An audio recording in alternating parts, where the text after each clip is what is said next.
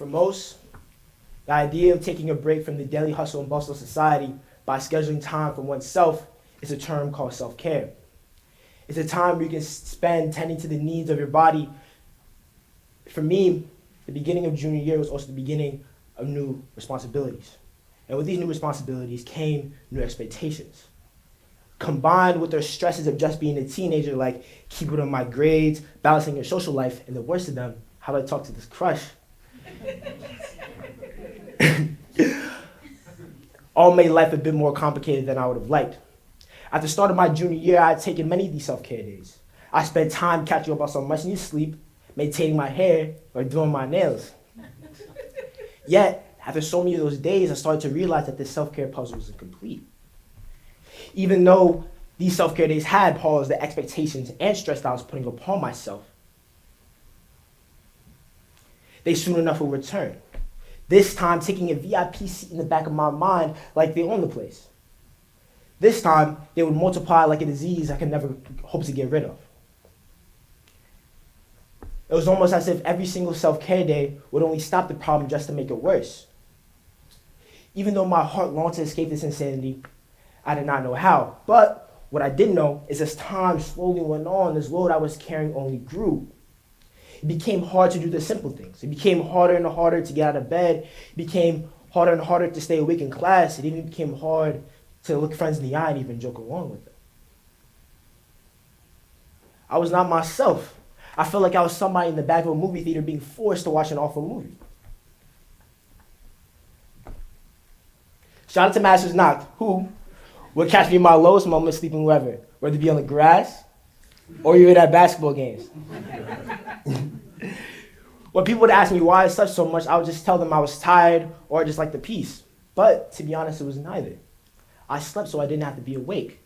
So even if it were for 5 minutes, I could escape the cycle of insanity. Okay, what is self-care? Clearly, it's not the glamour days TikTok life shows us, because if it was, I would not be on this stage right now. The answer that I found started with the journal. Ms. Lopez, my third grade teacher, came to school one day with a stack full of books. She had told us they were journals. She further mentioned that she was never going to read these books, and we should not let anybody else read them either. Her intention was to provide a space of honesty for my class, a space many of us didn't have at home. I remember treating my journal as my own personal audience, starting every journal entry with "Hey viewers." I wrote about the things on my mind. I wrote about the cartoons I would watch with my brother. I would write about what I learned at school, or just write about what scrumptious meal my mom would be planning for dinner. At the time of these journal entries, everything seemed so simple. Not like a field of innocent daisies, but more like a kid just enjoying the moment. However, there were just some things I did not understand. I did not understand why I got into the program that changed my life, or why my 8th grade girlfriend broke out with me. I did not understand why I had to leave the table for grown folk talk, nor why I could never open those bright red envelopes, nor why I had to pack all my things in a U-Haul van and leave my child at home, nor why I had to spend all my day inside of a plastic brace. I was just left to question. However, my journal, I kept all my questions, thoughts, and emotions like it was our little secret. Over the years, I started to mold my journal into a proper self-growth tool. Probably started to happen because of some stupid TED Talk. This journal was now neat, trying to fit the mold of a proper journal entry. Paragraph breaks and all. I had magically hoped that this structure would transform me into the person I wanted to be, but all this did was leave me outside the process. As the years went on, I maintained this structure, leaving myself outside of my own journal. What a funny thing. But as I got into junior year, I hit many of the responsibilities that I mentioned before, and I experienced something commonly known as burnout. And let me tell you, that shit hit like a brick. All the years of wondering, am I good enough, and the mounting expectation I was putting upon myself just came crashing down. However, this had an interesting effect. This might sound morbid, but I was too tired to do anything. I became too tired to stay awake in class. I became too tired to even get out of bed. I became too tired to even scroll on TikTok. But I was too tired to uphold this structure anymore. So I wrote about how my days went. I wrote about how sitting at that new table made me feel, how talking to my father in the car made me feel, how talking to that school counselor for the first time made me feel.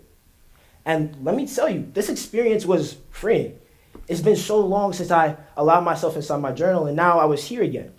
And this experience not only relaxed my mind, but my spirit. And one night at the end of November, I started to look back and read. And what I found is that my journal had painted me as a boy trapped inside of a house. A boy who wanted to go outside in the open field and just play with his friends. That was the freedom I longed for. I tried to search for this freedom within myself, but to no avail. Miss Barrow, who should be sitting in this crowd somewhere, directed me toward a man who was free, Viktor Frankl. Viktor Frankl was a Jewish philosopher who developed the practice of logotherapy. Logotherapy is a practice that gives its practitioners self-autonomy over their lives. Unfortunately, Viktor Frankl had spent a period of his life inside of a concentration camp. At first, I thought it was not my place. Who was I to learn from Frankl, a man who had an experience I could barely even comprehend? Then, I had come to realize Frankl's goal when writing this book. His goal, as he put it, was conveyed by way of concrete example that life holds a potential meaning under any circumstance, especially for those who are prone to despair. And I felt like much of what I was going through felt like despair. So I had read Frankl's book, Man's Search for Meaning, and what I had found is one aspect of logotherapy that really stood out: freedom of choice. As I began to read Frankl, a line really stood out to me. I called my Lord from my narrow prison, and he answered me in the freedom of space. At first, I was confused. How could a man be free even inside of a prison that is designed to suppress his freedom? After reading Frankl a little bit more, I had realized the power and the choice that we humans have. Frankl, even inside of a concentration camp, had these pockets. Whether these pockets were after a long day of work, he joked along with friends, the few scraps of paper he found on the floor to start rewriting his manuscript, or even in his private moments where he envisioned his wife. Frankl, in these moments, was free. Even inside of a concentration camp, Frankl was free to work, laugh, even love. And this freedom did not magically fall out the sky and land in his lap. This freedom was always there. Frankl just had to make the choice to enjoy the vast amount of space he was blessed with.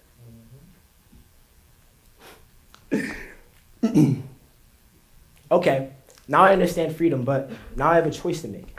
Even though tomorrow I believed I could wake up, get out of bed, and start to enjoy my life, there was something holding me back. There was still this part of my brain that chained me down and keeping me from the heights I know I could climb. And I believe I'm not alone in this. How many times have you held yourself back from doing something? How many times have you not introduced yourself to somebody new? How many times have you not taken the chance to talk on stage? How many times have you denied opportunities because you felt you could not meet these expectations? Well, I say expectations are nothing compared to the freedom we were born with. Us as humans, we were born free to work. We were born free to lead our own lives and born free to grow into the people we were destined to become.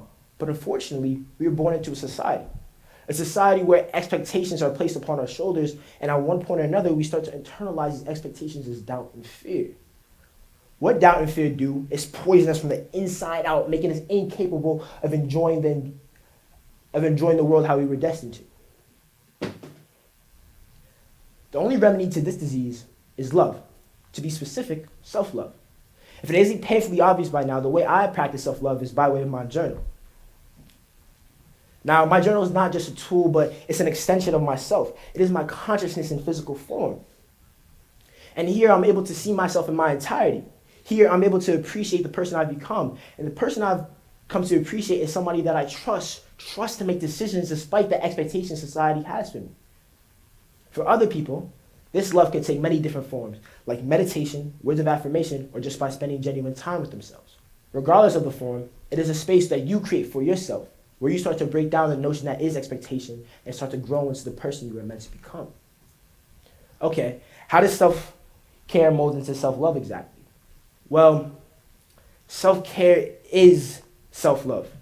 Look at it like this. Self-care is the practice along with the commitment to love yourself. Each and every day, not just each and every day, but down to the hours, down to the minutes, and down to the seconds. Down to the moments too. Because when you think about it, our lives are just a collection of moments. You got your moments, you got your days, you got your weeks, then you got your years, then you have your entire life. But at the end of the day, who we are is boiled down to the exact moment we are now. And here, we are able to make a choice. regardless of the situation we are put in, we have to ask ourselves every single day, every single moment, who we are now and who are the person we want to become and who the person we definitely don't want to be. At the crossroad of these three questions, you start to find the person you are meant to become. You start to find the person you are and the choices that you make. Like, right now, I want to take a selfie. I'm 0.5 to be exact. And in these moments, this is who we are. So I urge everybody, please take care of yourself. Please take these moments to appreciate your present. And only by appreciating the present, you will give yourself freedom to become the object of your love.